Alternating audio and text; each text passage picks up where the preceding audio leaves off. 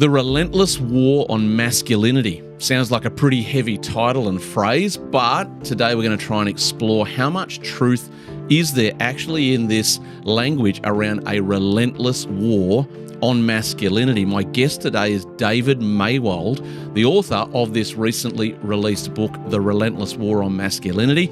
Pleasure to have you with us today, Dave. Thanks for being here. Fantastic to be here. Now, you have written this book with this evocative title. Let's get straight to it. The Relentless War. Is it true? Are you overstating it? What do you mean? Talk to us about this war. So I'll put it to you that there is a relentless war on masculinity, and it's comprised of a cultural, rhetorical, chemical, legal and institutional assault on all males. Okay. And particularly in this book, I've framed it around the English-speaking countries. Okay. So US, UK, Canada, Australia and New Zealand. So those things that you just listed off, just unpack some of those for us one by one.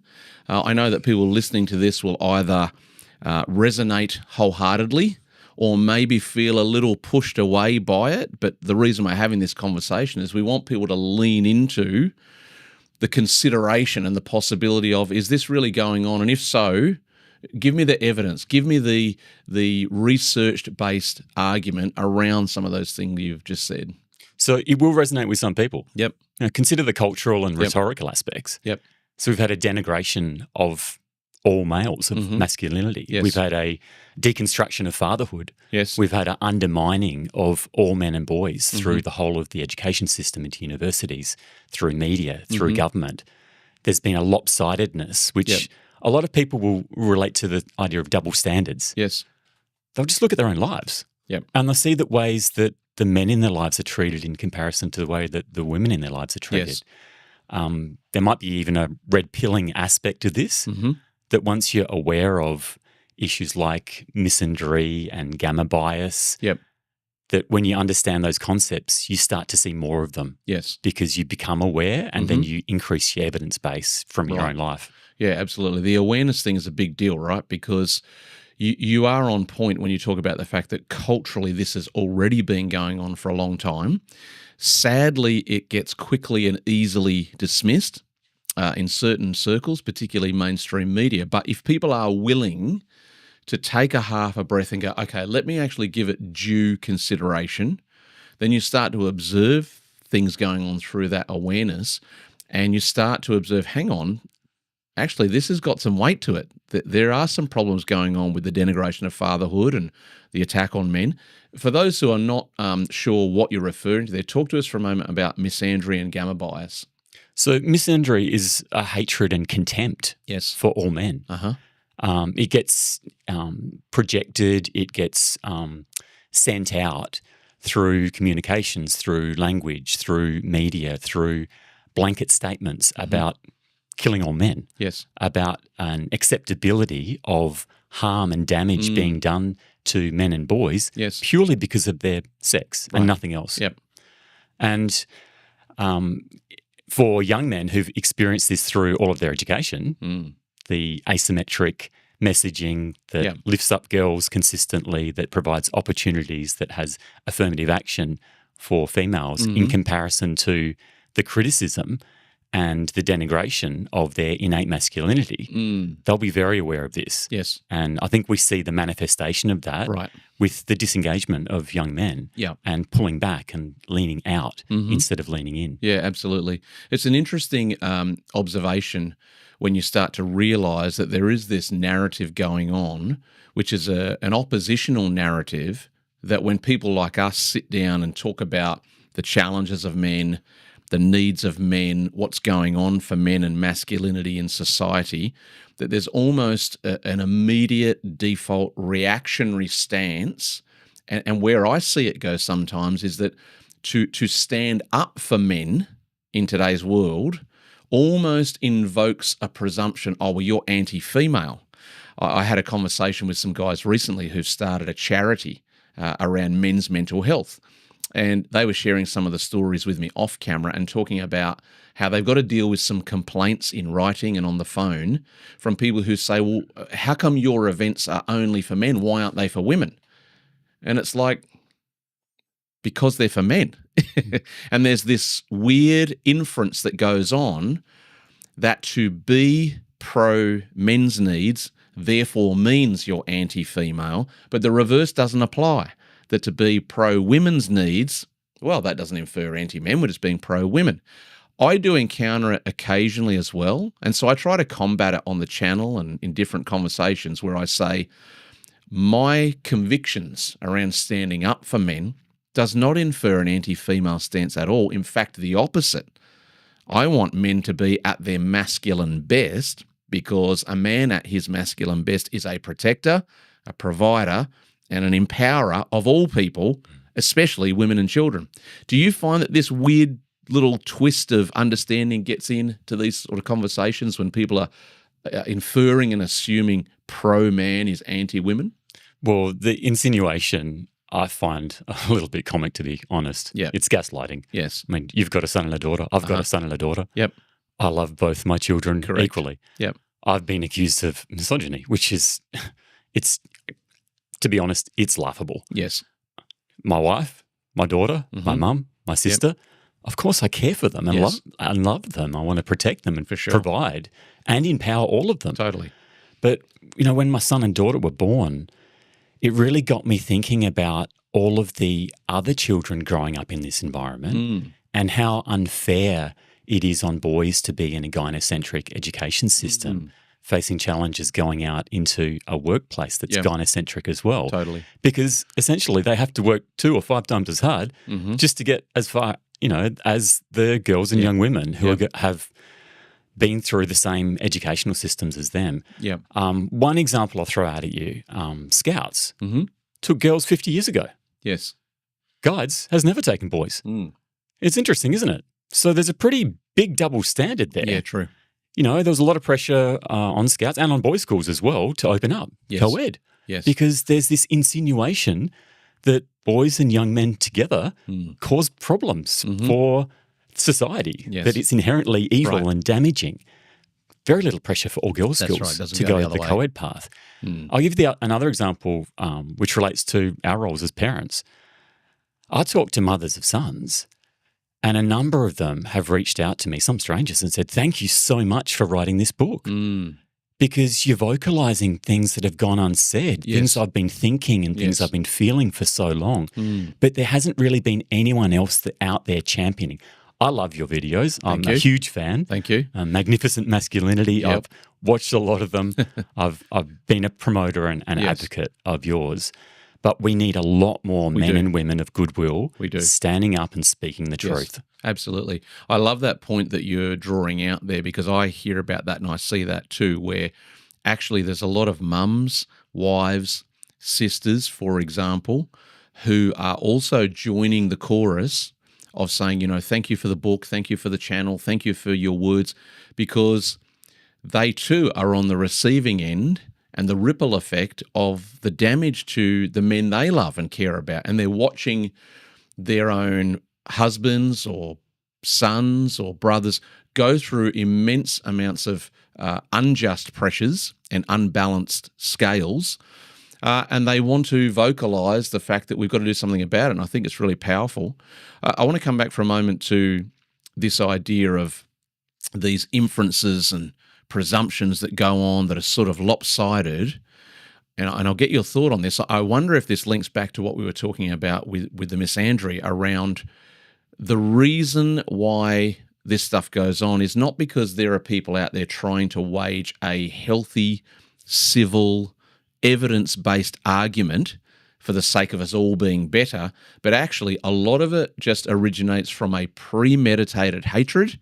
And so my only way to win, if I'm that person, is to invent labels, smear you with them, so that I can allege some kind of crime against you and bully you into silence. Am I taking it too far, or is there truth to it? It's pretty close to the truth, I think. Yeah. Instead of having a honest, open conversation where we put all of the evidence and the circumstances and the feelings, thoughts onto the table. Yes. We've had a situation of gaslighting and bullying and personal attacks. 100%. Which is so corrosive and harmful to relationships and for society. And that doesn't benefit women in the end. No, it doesn't benefit children or families. Absolutely. It undermines society. It really does. Yeah, no, you're spot on. I do want to get into the book, not to the extent where we create spoilers and people don't go and buy your book. If you haven't got a hold of David's book yet, why don't you do that? We'll make sure that in the show notes are all the links where you can find it and the links to all of his resource there. It's a great book. I was honoured to be able to put a little comment and a little note in the front supporting your book. But tell us a little bit about the origin story of the book, the why behind it. I mean, I think the title and the topic matter is vital, and you've done a beautiful job. Congratulations on it. But for you personally, what was your why in all of this? I've been passionate about the education of boys and young men for 30 years. Okay. And certainly that was amplified having a son and a daughter, being actively involved in the school, in early learning and so on.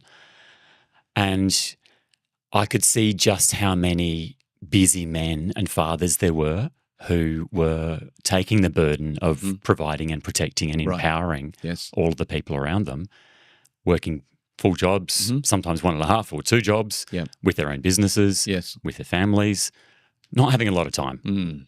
And I was in a fortunate position of having a number of years where I could do the research, I could go to primary sources, I could go down a lot of rabbit holes, join chat groups, watch videos, expose myself to where the algorithms might take me. And I wanted to synthesize that into something digestible for busy parents, not just for dads, but for mums too. Right. Because I know just how hard life is. Yes. Me and my wife, we're juggling all the time. Yep.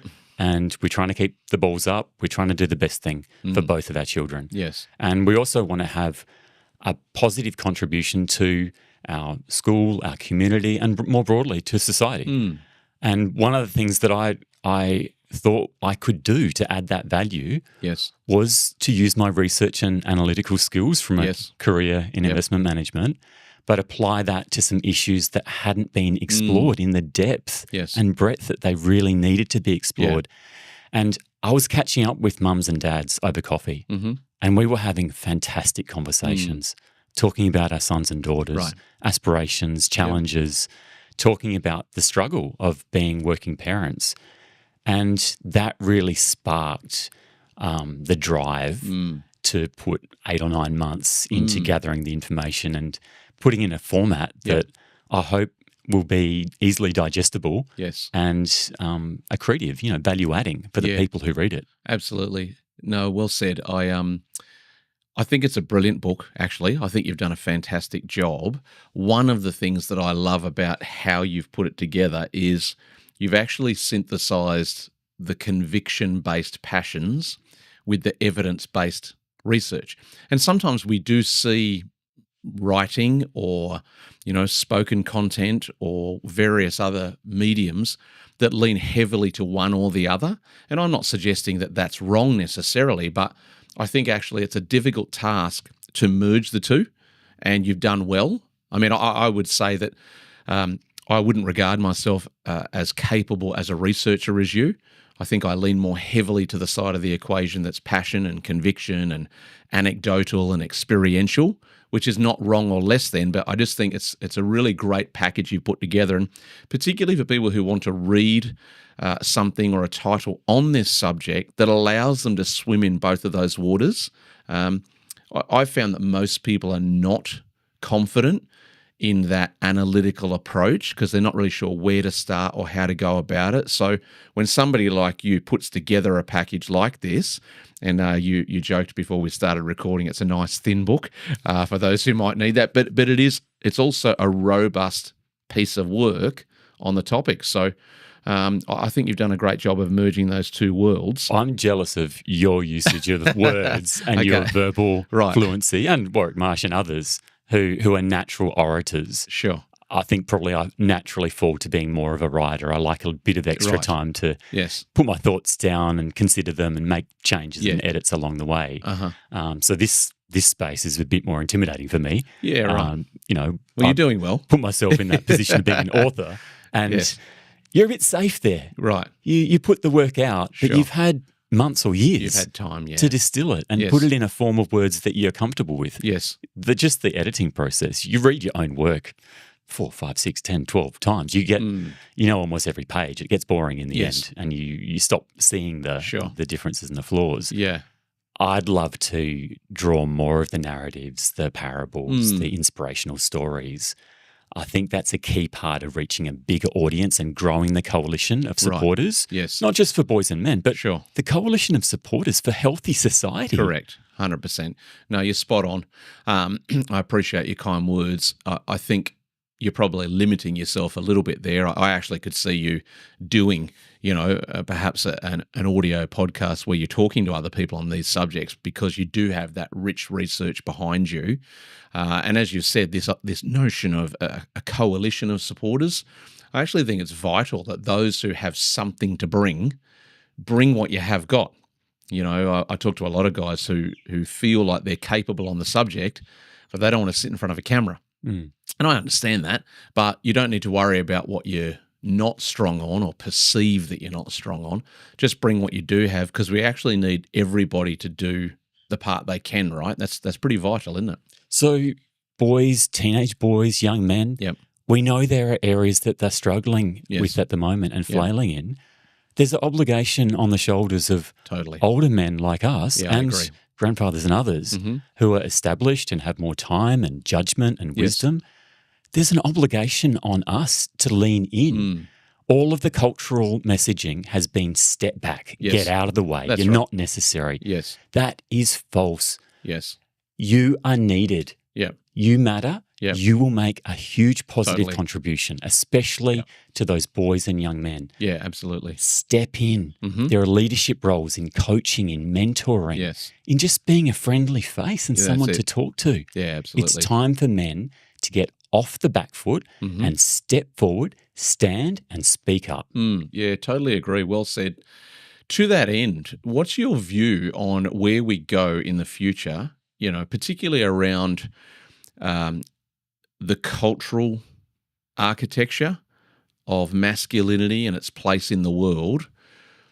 Is it sufficient, in your opinion, to believe that as long as we get all those people in the game, then we will head in the right direction? Or do you see other crucial elements as well in order for us to steer this ship back to the happy middle?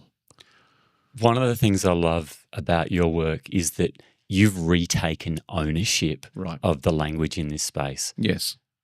Men of this age need to step up proactively and craft what masculinity is. It's really complex. Yes. It's not a computer program. It's not formulaic. Yes. It's about modulation. It's about proactively and reactively engaging with the people in your environment. It's not always strength. It's not always compassion. True. There's aspects of responsibility. It's not a logical program. It's judgment. It's learnt over the years. And you say, I believe in this too, manhood, it's forged and formed. It is, 100%. It's not a very prescriptive formula of how you engage with the world.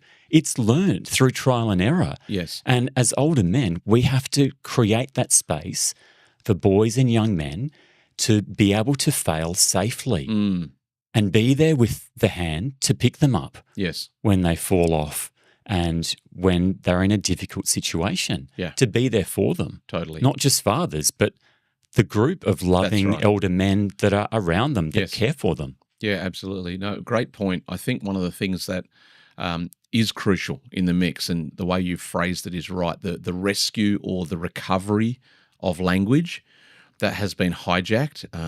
I know that you're aware of this, but one of the things that I love to do on the channel is to keep on banging that drum around the word masculinity.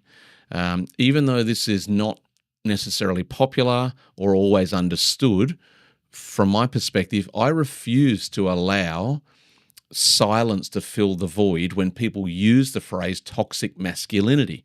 Now, as a lover of language, the reason I do that is because I don't believe that the two can be automatically paired on the basis that toxicity in a person is an issue of broken humanity. It's not an issue of gender. We certainly wouldn't get away with coming up with phrases like toxic femininity. That would be yelled down in a short matter of time. But more it's around this idea that masculinity as a word, as a theme, as a definition, as its place in the world, I regard it as already existential before hijackers got their hands on it, which is to say, we need to get back to a place where that word masculinity actually triggers and catalyzes the right definition, which is, protection, provision, empowerment. I get the understanding that there are bad men because there's also bad women because there's bad humans. But this notion of automatically correlating a weakness or a bad trait to an entire gender cohort is so dangerous and destructive. And as we touched on a moment ago, it doesn't even help to further the cause of women who need to be strengthened and looked after. It actually further weakens their cause. So you are right, the rescue of language is important, and I would invite all of my viewers and listeners to be repeating the same stuff, to be getting on this bandwagon, if you like, to say, listen, there is no such thing as toxic masculinity. There are toxic people, male and female, but masculinity needs to be preserved and protected. It needs to be quarantined from lazy adjectives that are just being leveraged for a narrative. True? False? What do you think? My perception, being almost 50 years old, I've seen how far the culture's shifted. Yes. And unfortunately, we've got into a stale, lazy complacency around uplifting females but denigrating males. Yes. And asymmetry, a double standard. Correct. That's being practiced across so many parts of our societies. It's the water that we swim in. That's right. And so we've become used to the temperature of that water. And to change that, to turn that into something constructive, something that's positive sum instead of zero sum, I'm approaching it with a principle base, which I think you do too, and it does spring from my Christian faith, that I don't want to just turn that and reverse it to pro-male, anti-female. Correct. I want to start projecting positive messages about masculinity and men and boys and being male. That's right. So that there's an equal playing field for our sons and our daughters. Exactly. And I've called out men and some women who instead want to cut down who they see as the enemy, whether it's radical feminists or whether it's women who have deep grievances. I don't think that's effective. No. I don't think we are going to win this war or overcome this cultural battle by cutting down girls and women. I think we need to do, as you say, empower everyone. Yes. And what's missing right now is that desperate need for more positive messaging for boys and teenage boys and young men and older men as well. Yeah. Lift them up. That's right. They lean into that. Exactly. They welcome that. And I think that's a large part of younger men self-selecting and choosing to lean into Christian churches. Yes. Because there's an amazing role model there. That's right. There's servant leadership, there's responsibility and sacrifice and service to the others around you. And it's got positive stories, messages. It's a welcoming community. It's real life people that you can interact with, people who care about you and welcome you. So I want to see how far that goes in Australia and the Anglo countries. I think it's an incredibly positive social and spiritual dynamic that can do a lot of healing. Yeah, absolutely. And you did a concise and thorough job in the book, actually speaking to that issue of, hey, this is not about trying to boost the men because it's our turn now. You actually spoke very well to that issue of this is actually about the empowerment of all members of society so that we do better together and that we learn how to help one another, not to oppose one another, which I agree with you is a vital part of this whole conversation. The battle of the sexes it used to get labelled as. And some people are still playing that game. And I agree. I don't think it's a helpful game. Well, men need this. Yeah, well, women need this. That thing will just bounce back and forth forevermore, amen, and we probably end up in the same place. And it's one of the reasons why I do believe that the return to correct definitions on masculinity matters, because it plays that part in bringing us together. So for me, experientially, my masculinity is worked out in my marriage, in my parenting, and in my community spaces. So I behave the way I behave and try to be the kind of man I am because of the importance of that definition, that I am there to be a faithful husband.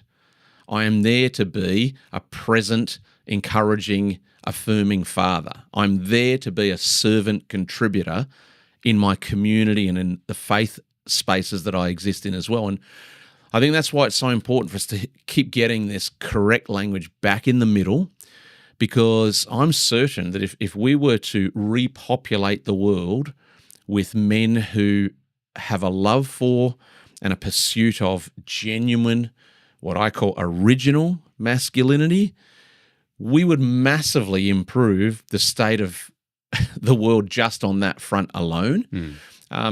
You brought out something really important in your last comment around this idea of the forging of manhood and the role that community has to play in that, and older men and middle-aged men. I do think that's a subject matter that is worthy of us touching on in this conversation today, this idea that, if I shared this from a scriptural bias or precedent, there's a Bible verse that packages it this way. It says, the writer says, I have concern for you. He's writing to a collective community, and he says, I have concern for you because your teachers are many, but your fathers are few. And it was a direct, specific thing related to the comparison of a teacher versus a father, but it was also a broader, sweeping statement to say you don't always need more information. There's actually a moment where what you need is to be brought into a place of belonging where you can learn that your journey is connected to how you see yourself in context with others and what you learn from them, and allowing them to speak into your world, which all flows into the fatherhood and fatherlessness epidemic we're living through. This is another huge factor that we've got to get right, isn't it, if we want to see the balance in our community?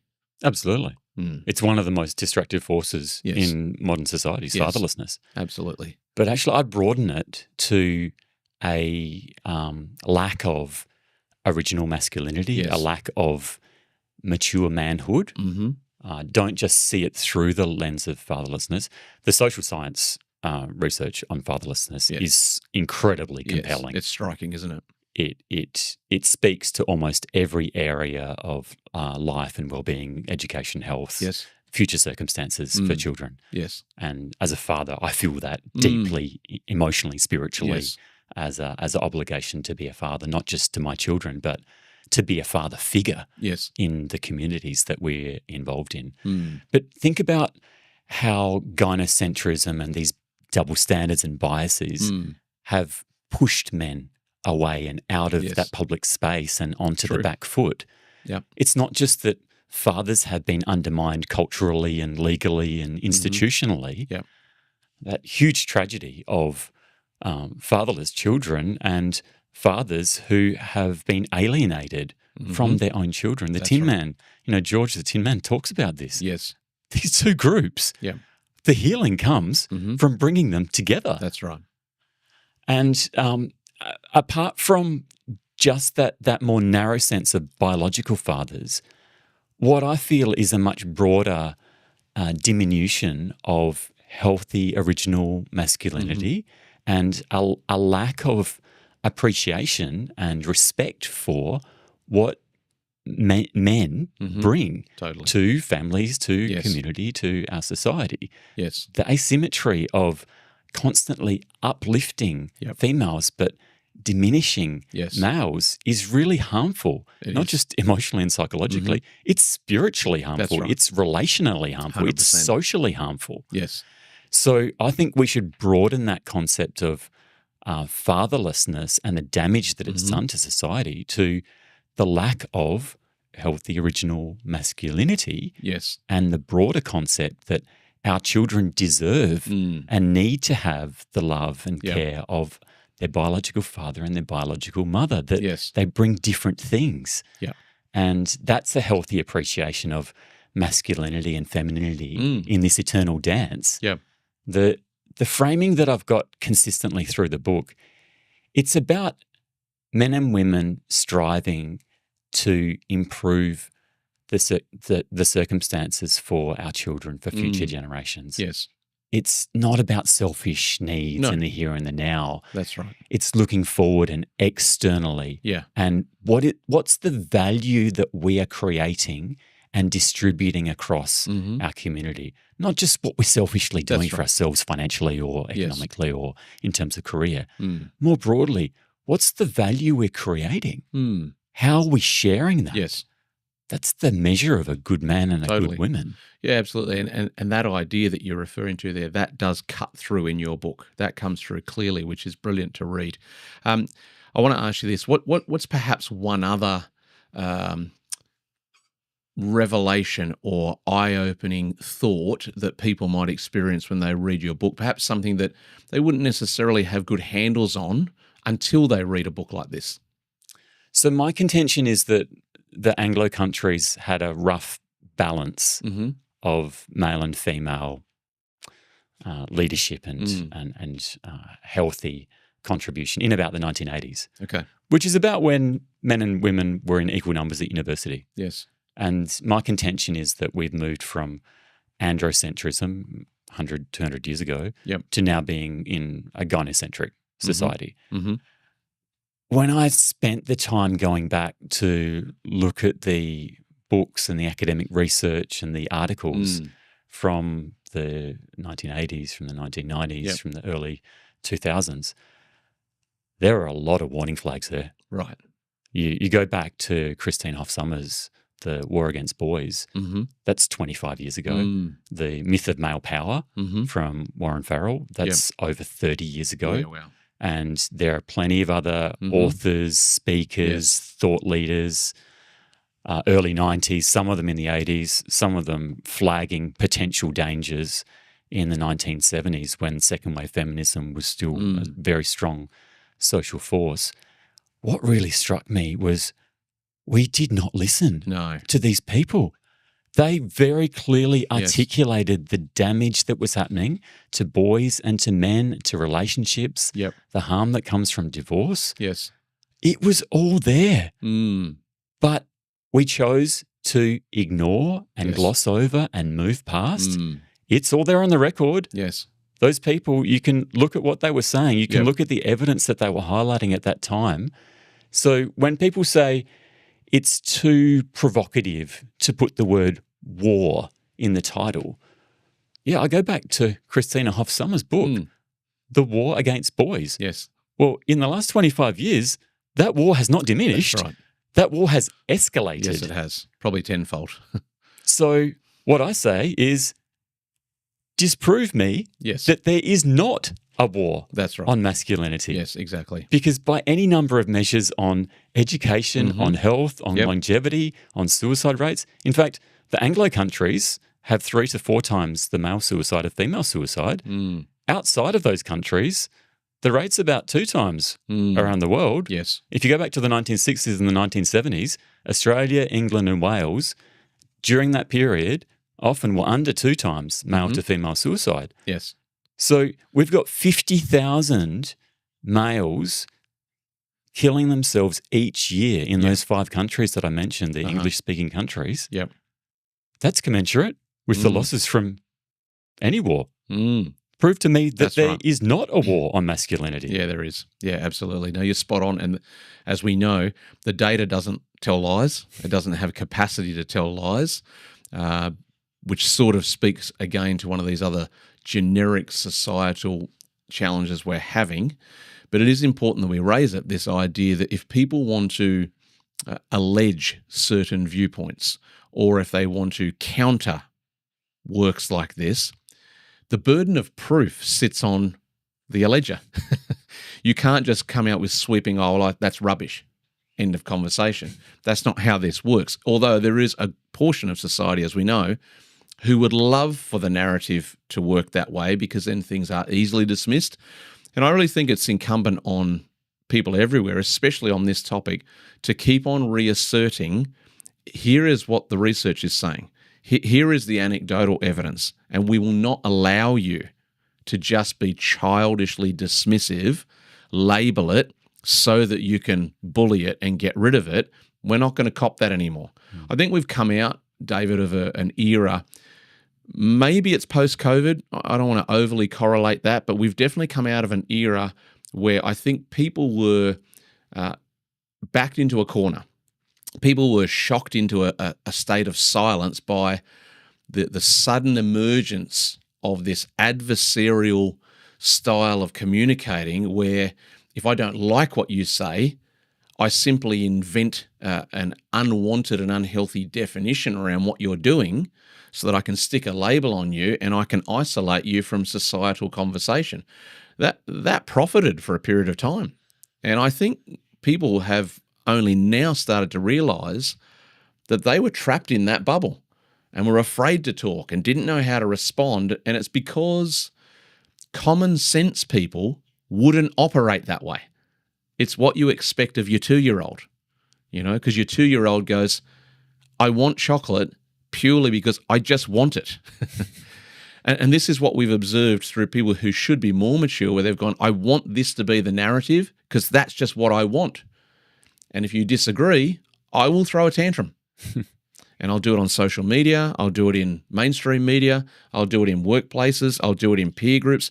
I'll do it at family Christmas lunch if I have to. I'll chuck some form of tantrum in order to get you to close your mouth so that I can have what I just want propagated. It feels to me like the world is waking up to that shroud, thankfully, and starting to actualize themselves again and go, hang on a minute. A lot of these people are just chucking tantrums. That's not how this is supposed to operate. We're meant to be able to converse. And I think it's crucial that people like you, people like me, millions of others do not extract themselves from the war or from the game, but we stay present in the middle. And we actually be dismissive of these lazy labels such as hate speech, which most often in its expression just means it's language we don't like. It's not actually hateful at all because words are words and they're not that capable of hurting people actually, despite what the popular narrative is. It's crucial, isn't it, that people stay engaged and we don't as a society slide back into that weird bubble of, oh, wow, they yelled at me. I don't know what to do. What's your take on that? Thankfully, sensible people are finding a better way. Yes. Because a society led by adults having tantrums is a really destructive, dysfunctional society. I don't want to be part of that one anymore. And I think we need to reflect on how parents and schools manage those heightened emotions and extreme pressure from children who clearly are immature and are not in control of the modulation of their emotions. They need time to let those hormones and let that die down so that they can engage respectfully with dignity and with principles. Thankfully, I think, like you've said, there's an appreciation that where we were going was really in the wrong direction and that we needed to be smarter with the dangers and downsides of technology, which was a exogenous factor that was thrown onto all of us and a lot of children as well through that time period. But we've had enough time now to reflect on how that works. My strong call is just to not pay attention to the extremes. I've been blocked by a couple of guys who thought I was too moderate and wanted me to be more outspoken or more extreme or more strident. And actually, I take that as a badge of honor that it signals a centrist orientation. I want to see sensible men and women come together in the center and talk openly about their feelings and concerns and aspirations. Share that and come up with some better ways of engaging with each other. We need to provide kids and young people with aspiration and hope. There's far too much nihilism and depression and mental health issues and lack of resilience. We need them to be inspired and look forward to something. And this is the greatest journey of joining together in the covenant of marriage and raising the next generation. It is the greatest adventure. Yes. It's not easy. It's hard, but it's the most rewarding for sure adventure that you can take in your lives. Yes. And I'd love to see more people have a balanced outlook on that. Yes. Seeing it as a crucial part of their lives and thinking about how I build my education and career around having a family. Yeah. I call myself a father first. Totally. And then a board member and then an author and other things. Yes. I encourage other fathers to say, I am a father. That's right. That's the most important role that I've got, along with being a husband, contributing to your community. Totally. And how do we provide that positive environment for kids growing up and young people coming out into the world so that that's what they aspire to do? It's the greatest journey, the greatest adventure you can ever go on. Yeah, absolutely. We've got to prototype it, don't we? I love the way you've couched that advice that people really just need to get used to ignoring the extremes. I had that conversation with someone yesterday afternoon just talking about this idea that whether you position yourself here, somebody's going to hate it. Position yourself here, somebody's going to hate it. What matters is be true to your true convictions, be able to give an account for your argumental positions, and then hold that line. Of course, stay open-minded, listen, be willing to pivot where necessary, but essentially you do have to ignore those extremes. Otherwise, you'll never do anything. You'll never be productive. You'll never contribute because you'll be so concerned with trying to please everybody, which, as we know, is an impossibility. So, look, congratulations again on the book. It's really, really well written, and I want to encourage people, as I have already, if you haven't got a hold of a copy, click below in the show notes, find those links, go and buy it. It will empower you. It will give you great research without having to do the months of heavy lifting that David has done, and you will arm yourself for good, civil and considered conversation around these topics. So congratulations on it again, David, and thanks for joining me on the show today. Pleasure to be here with you, Andrew. Thank you. Awesome. Guys and girls, as you're watching, I'd love to hear from you. So if you've enjoyed this conversation or there's a particular point that you want to reinforce or challenge or ask a question about, why don't you jump in the comments below and do that? I always love to hear from you. Thanks for taking the time, and I'll see you in another video real soon.